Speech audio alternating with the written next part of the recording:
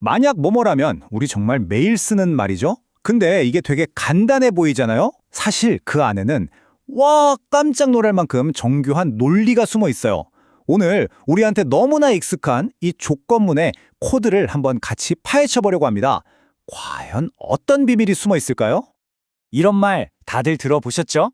저녁 다 먹으면 디저트 줄게. 아마 대부분은 이 약속이 무슨 뜻인지 당연히 알지 라고 생각하실 거예요. 근데 과연 그럴까요? 자, 바로 이 익숙한 문장을 가지고 논리의 세계로 한번 들어가 보겠습니다.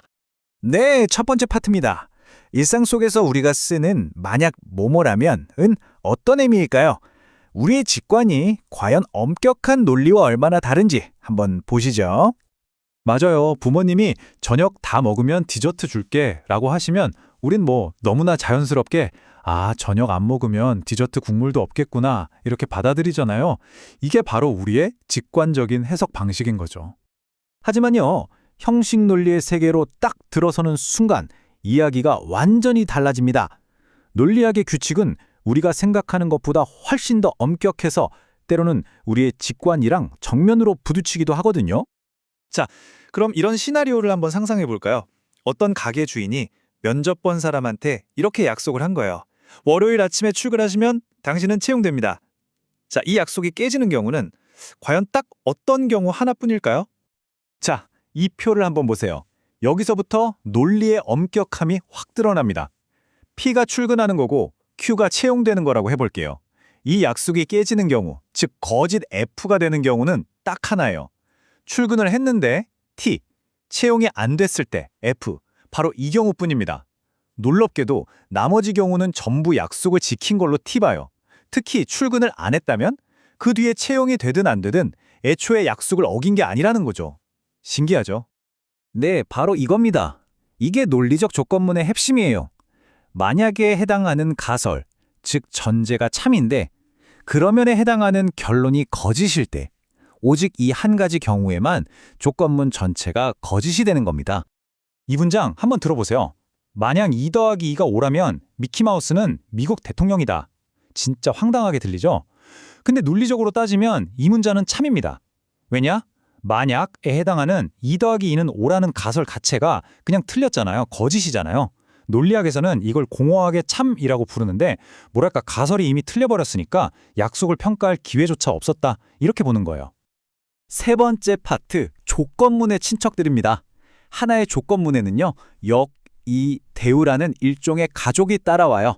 이 관계를 제대로 알아야 우리가 흔히 저지르는 논리적인 오류를 피할 수 있습니다. 자, 보세요. 하나의 원본 명제가 있으면 이렇게 세 가지 다른 형태로 바꿀 수 있어요. 그냥 앞뒤 순서를 바꾼 역, 각각을 부정한 이, 그리고 순서도 바꾸고 부정도 한 대우. 이들의 미묘한 차이를 하워드는 수영선수라는 예시로 한번 제대로 파헤쳐 보겠습니다. 자, 원본 문장하고 그 대우는요, 논리적으로 완전히 똑같은 의미를 가져요. 그냥 쌍둥이라고 보시면 돼요. 하워드가 섬까지 수영해서 못 간다면 당연히 그보다 더 넓은 호수 전체를 건널 수는 없겠지. 말이 되죠? 그래서 이 둘은 언제나 참과 거짓을 같이 합니다. 하지만 역하고 이는 원본하고는 전혀 다른 얘기입니다. 하워드가 섬까지 수영할 수 있다고 해서 반드시 호수 전체를 다 건널 수 있다고는 말 못하죠. 또 호수 전체를 못 건넌다고 해서 그보다 가까운 섬까지 못 가는 것도 아니고요. 이 둘을 원본이랑 똑같다고 착각하는 게 우리가 저지르는 가장 흔한 논리적 실수 중 하나입니다. 네 번째, 약속을 깨고 조건을 걸다.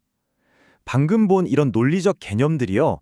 사실 필요 조건과 충분 조건이라는 말과 아주 깊은 관련이 있어요. 어디선가 한 번쯤 들어보셨죠? 자, 먼저 충분 조건. 이건 말 그대로 그거 하나만으로도 충분하다. 이런 뜻이에요. 예를 들어서 미국 땅에서 태어나는 것. 이것만으로도 미국 시민이 되기에는 충분한 조건이죠. 다른 건 따질 필요가 없어요. 즉, R이 일어나면 S는 반드시 따라온다. 이겁니다. 그럼 필요 조건은 뭐냐?